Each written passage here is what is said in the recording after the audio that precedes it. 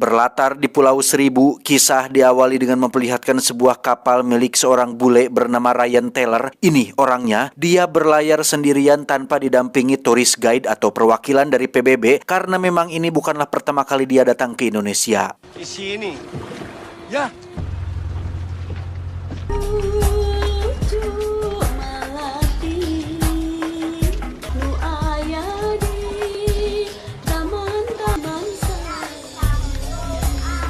Anda mungkin tidak menyangka jika orang yang Ryan temui pertama kali ternyata adalah sang preman yang sudah pensiun. Ya, dialah Kang Mus yang sekarang berprofesi sebagai seorang mekanik bengkel, di mana Ryan meminta beliau untuk membetulkan spare part mesin dieselnya dan memintanya untuk mengerjakan pekerjaan tersebut dalam waktu 2 hari. 2 days. Okay, today. Saat itulah kita akan diperkenalkan kepada seorang anak kampung bernama Doni. Ini wajahnya yang ternyata cukup pandai berbahasa Inggris dan meminta Ryan untuk menjadikannya sebagai tukang bantu-bantu selama Ryan berada di sini. Saat sedang belanja keperluan itulah kita diperkenalkan dengan seorang janda sekaligus ibu kandung dari Doni yang bernama Jenti. Ini parasnya, dan si bungsu yang bernama Dewi. Ini wajahnya. Tanpa adanya sosok suami membuat kehidupan ekonomi Jenti menjadi sulit dan sering kali dibentak oleh pemilik warung karena memiliki hutang yang belum dilunasi. Doni! You meet my mom. Entah ini kampung Inggris atau semua warganya pernah kuliah di BSI, tetapi Jenti sama pandainya berbahasa Inggris seperti Doni, dan hal itu dibuktikan ketika Jenti sangat berterima kasih kepada Ryan karena telah memperkerjakan anaknya dan mengundang Ryan untuk makan malam di rumahnya malam hari ini.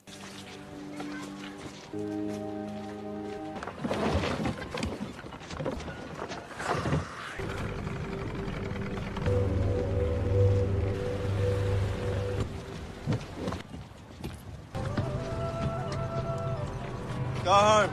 I help tomorrow, mister. Go home.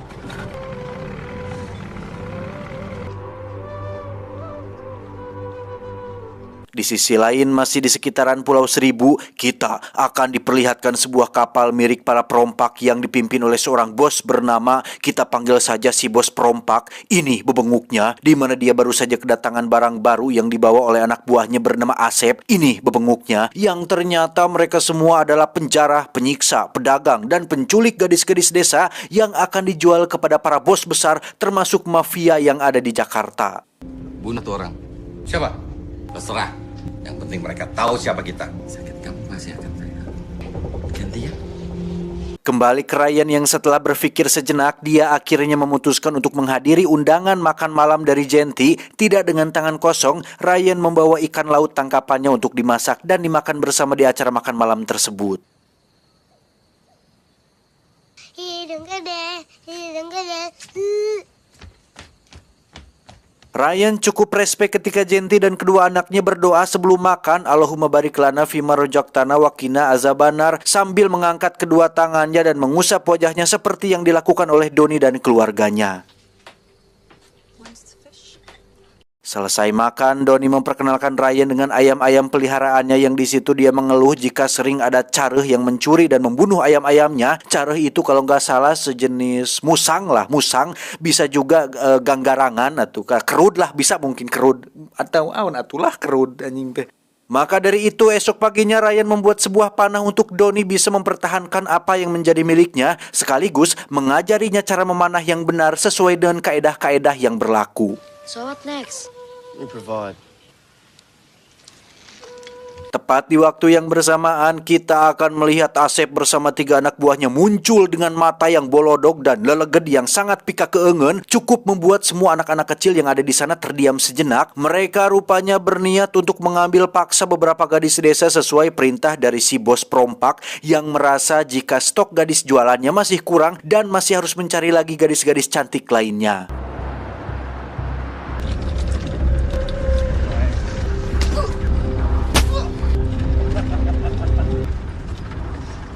Ryan dan Doni sendiri sedang berada di pasar untuk membeli beberapa keperluan makanan yang di situ Doni menunjukkan kredibilitasnya sebagai seorang pembantu dengan menarik sendiri gerobak makanan yang pada saat bersamaan muncullah Asep bersama anak buahnya dan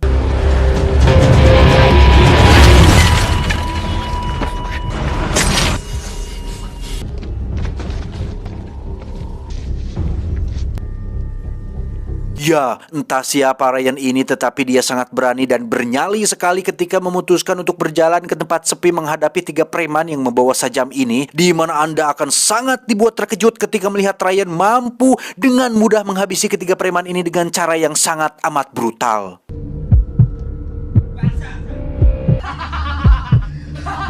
Hei Bulet, kau telah memecahkan kaca gua.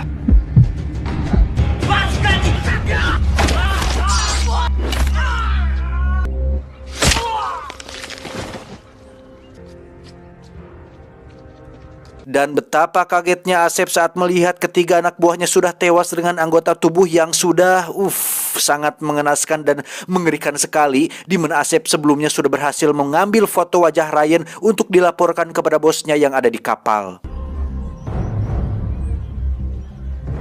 Tiba di kapal, Asep langsung memberikan foto tersebut kepada si bos yang langsung dia kirim kepada seorang pengusaha kaya raya di Jakarta sekaligus pelanggan setianya bernama Lee. Ini bebenguknya yang kebetulan saat itu Lee tengah mengerjakan sebuah proyek dan memaksa bawahannya untuk pakai segala cara supaya proyek ini bisa cepat rampung dalam waktu singkat. Tak lama, sang ajudan pun menunjukkan foto yang dikirim oleh si bos yang langsung membuat Lee segera pulang ke rumahnya untuk membuka laptop dan mencocokkan foto tersebut dengan wajah yang selama ini dia cari, di mana Lee segera menghubungi beberapa nomor dan menyewa beberapa pembunuh bayaran untuk menangkap si Ryan hidup-hidup. I want you to bring him back to me alive.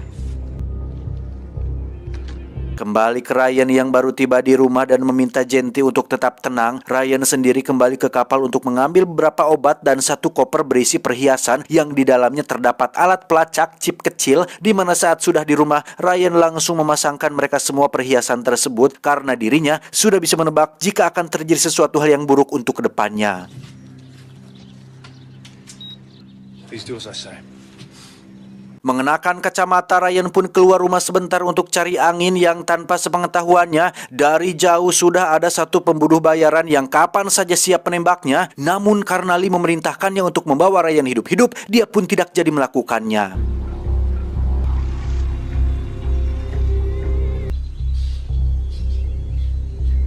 Sebagai seseorang yang belum diketahui asal-usulnya, Ryan rupanya memiliki insting yang sangat tajam ketika merasa ada seseorang yang sedang mengawasinya dari jauh, di mana Ryan memutuskan untuk masuk ke dalam toko alat selam yang di situ sudah ada satu pembunuh bayaran lain dan...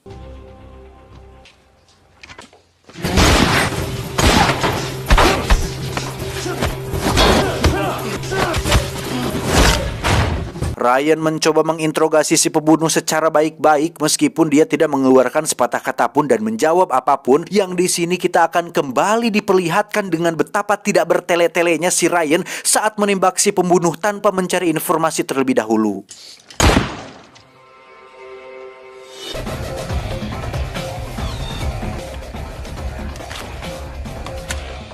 Di sisi lain, kita akan melihat si sniper baru saja tiba di kediamannya yang di situ sudah ada Ryan sedang menunggunya. Mereka berdua ternyata sudah saling mengenal satu sama lain, yang akhirnya membuat kita menjadi tahu jika Ryan ini kemungkinan besar adalah seorang pembunuh bayaran. Si sniper pun menceritakan alasan kenapa dia menerima pekerjaan ini. Jelas semuanya ya gara-gara cuan, uang, apalagi atuh. Dimana si sniper rela membunuh rekan sesama satu profesinya hanya karena sedang butuh uang untuk menghidupi keluarga dan masa depan anak-anaknya. Wait.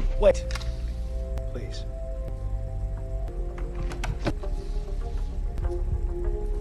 Dengan alasan apapun, Ryan jelas merasa kecewa dengan fakta ini, dan karena semuanya dilandasi atas nama bisnis, maka jangan salahkan Ryan jika si sniper ini harus mati tanpa bisa melihat keluarganya lagi. Thanks. Do they know about the family? Yeah. What's your granddaughter's name? Susie. She's the most beautiful thing. Mendengar jika dua pembunuh sewaannya mati, Lee pun menghubungi si bos perompak supaya mengirim semua pasukan yang dia miliki untuk menangkap Ryan hidup-hidup. Yang di sini kita akan diperlihatkan flashback sekaligus alasan kenapa Lee sangat ingin sekali mendapatkan Ryan, karena ternyata kedua orang tuanya tewas dibunuh oleh Ryan tepat di depan mata kepalanya sendiri. Their bodies were on the floor. They call him the message man. Kembali ke Pulau Seribu di mana kita akan melihat Asep beserta pasukannya tiba di daratan untuk menangkap Ryan. Mereka semua diperintahkan untuk menyebar ke berbagai titik, sementara Asep akan menculik Doni dan Dewi untuk diserahkan kepada Ali sehingga Ryan mau tidak mau harus datang ke Jakarta untuk menyusul mereka berdua. Alih-alih akan bisa dengan mudah menangkapnya, ternyata jumlah yang banyak tidak menjadi jaminan untuk bisa menangkap satu orang yang profesional, di mana di sini kita lagi-lagi akan diperlihatkan dengan betapa brutal dan beradrenalinnya si Ryan ini saat menghabisi semua pasukan dengan sangat mudah tanpa mendapatkan kesulitan sedikit pun.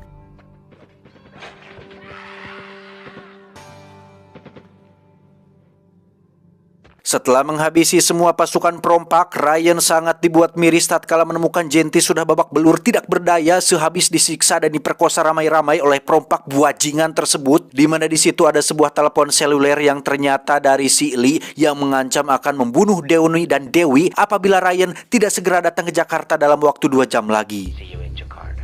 2 hours, or I kill them both. I'm gonna get your kids. Si bos perompak sendiri cukup dibuat ketar-ketir saat Asep melaporkan jika pasukan yang dibawanya habis dibantai oleh hanya Ryan seorang, di mana Lee yang memberi tugas ini pun justru lepas tangan begitu saja dan mempersilahkan si bos untuk berusaha sendiri jika ingin selamat dari Ryan sang pembawa pesan. Bunuh dia! Dan ya, sama seperti The Boogeyman aka John Wick yang muncul dari kegelapan, Ryan berhasil menghabisi satu persatu anak buah si bos yang ada di dalam kapal, di mana Ryan memberikan sepucuk pistol kepada satu orang gadis dan berhasil menembak Asep tanpa memberinya kesempatan untuk bertarung terlebih dahulu dengan si Ryan.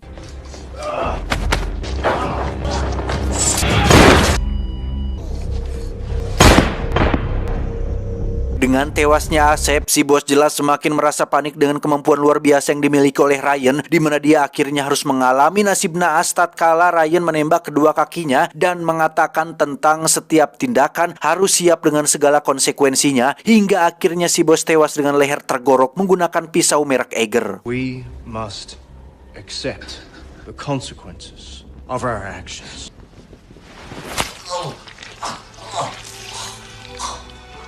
Setelah urusan dengan si perompak selesai, Ryan pun kembali ke daratan untuk mencongkel sesuatu dari bawah kulitnya yang ternyata adalah sebuah alat berupa transmitter yang dia gunakan untuk mengaktifkan akun pribadinya. Dan layaknya The Continental yang menaungi seluruh pembunuh bayaran di dunia termasuk John Wick, Ryan juga tergabung dalam sebuah organisasi pembunuh bayaran yang di situ dia meminta bantuan seorang sniper yang biasa disebut sebagai The Consultant yang akan bertugas untuk membantunya nanti ketika berada di Jakarta. Dan Ryan harus membayar $1 juta atau sekitar 14 miliar lebih untuk dirinya bisa mendapat bantuan dari jarak jauh.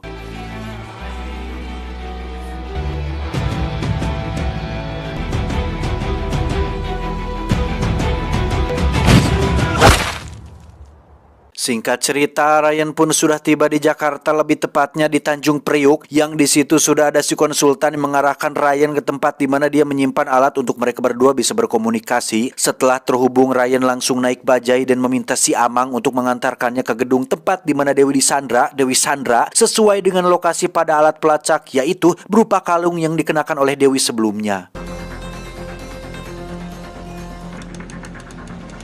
Tiba di lokasi, si abang baja yang bernama Adi ini pun langsung ketakutan ketika Ryan memegang sebuah pistol, di mana Ryan meminta bantuan Adi untuk tetap stay di sini sampai kegiatannya di sini selesai dilakukan. Dan meski Adi sempat menolak, dia akhirnya bersedia ketika Ryan menjelaskan bahwa orang-orang yang ada di dalam gedung ini adalah para penjahat, psikopat, penculik wanita, penyiksa, dan orang-orang bejat yang memang pantas untuk dilenyapkan. You already are.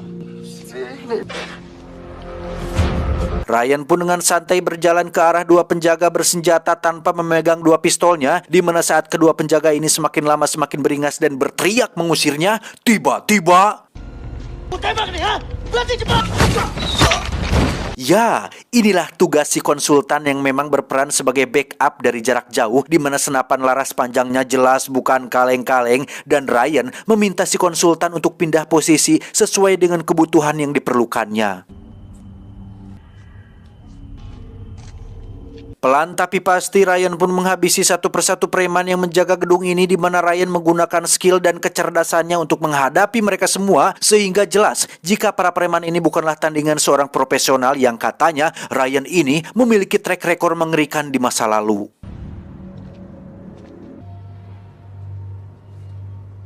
Di saat bersamaan, Adi sungguh dibuat panik tatkala 3 preman menghampiri bajainya dan menganggap sebagai teman dari si Ryan, yang ketika Adi akan dibunuh, tiba-tiba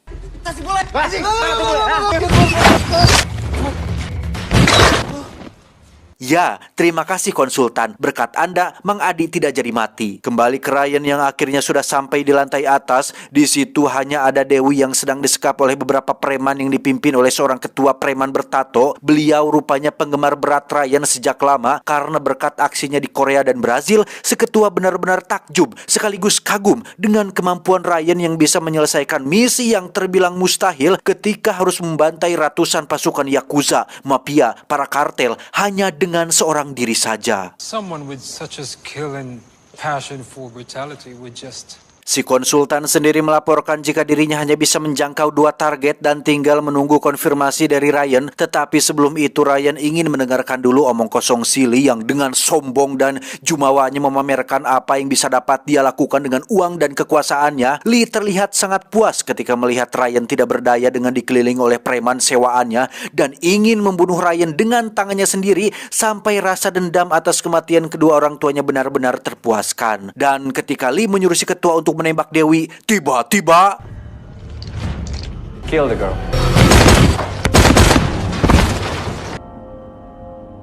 ya, semuanya langsung habis dalam waktu kurang dari 3 detik, di mana Lee akan merasa sangat-sangat takut dan diserang perasaan panik untuk kesekian kalinya ketika melihat Ryan lebih brutal dan lebih tidak berperi kemanusiaan saat mencincang habis ketua preman tepat di depan mata kepalanya sendiri.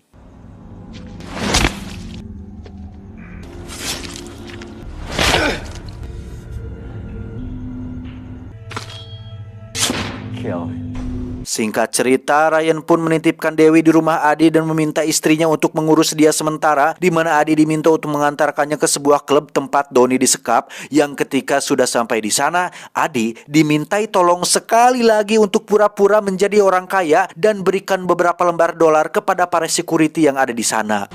Okay, promise me this is the last time. I promise you. What do you want me to do? I need you to be rich. Dengan penampilan layaknya orang kaya, ternyata tidak cukup untuk membuat seorang Adi menjadi merasa lebih percaya diri, sehingga dia akhirnya membeli sebotol air yang cukup jahat yang pastinya akan membuat tenggorokannya panas, sungut bau naga, wajah merah berkeringat, dan kepala yang balideg.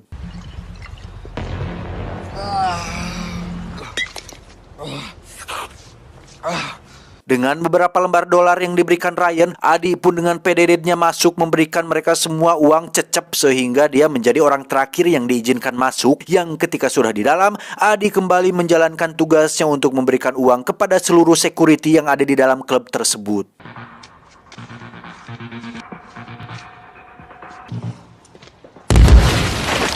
Dan ya, uang-uang tersebut bukanlah uang sembarangan, melainkan adalah sebuah kertas khusus yang dilengkapi dengan bahan peledak, di mana semua security yang ada di klub tersebut pun tewas dan membuat semua pengunjung pabaliut kocar-kacir tidak karuan.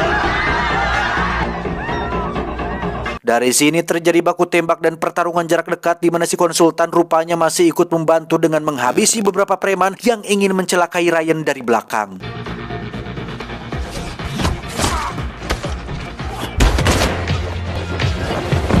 Setelah sesi konsultasinya habis, si konsultan pun pergi untuk pekerjaan di tempat lain, di mana Ryan kini harus berusaha sendiri untuk bisa menyelamatkan Doni yang saat ini sedang berada di ruangan lain bersama dengan si Lee.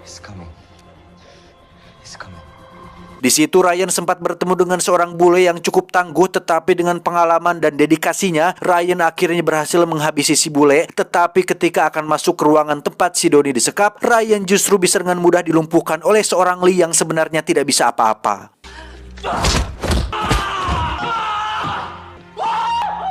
Menggunakan pedang katana koleksinya, Lee pun menusuk bahu Ryan hingga kesakitan dan benar-benar dibuat sampai tidak berdaya, yang tanpa sadar jika di belakangnya sudah ada Adi yang diam-diam mengambil busur panah koleksi milik Lee dan tiba-tiba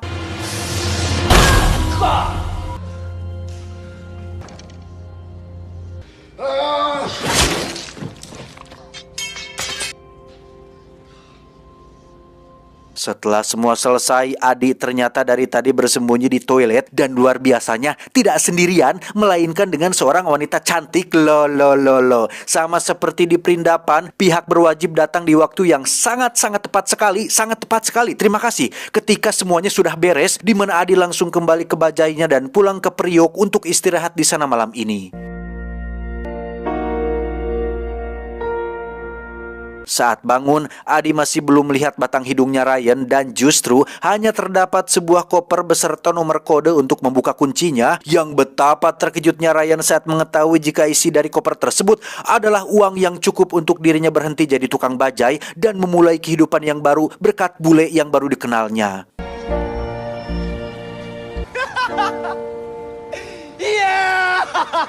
Tamat, ending yang cukup mengadrenalinkan. Cuau.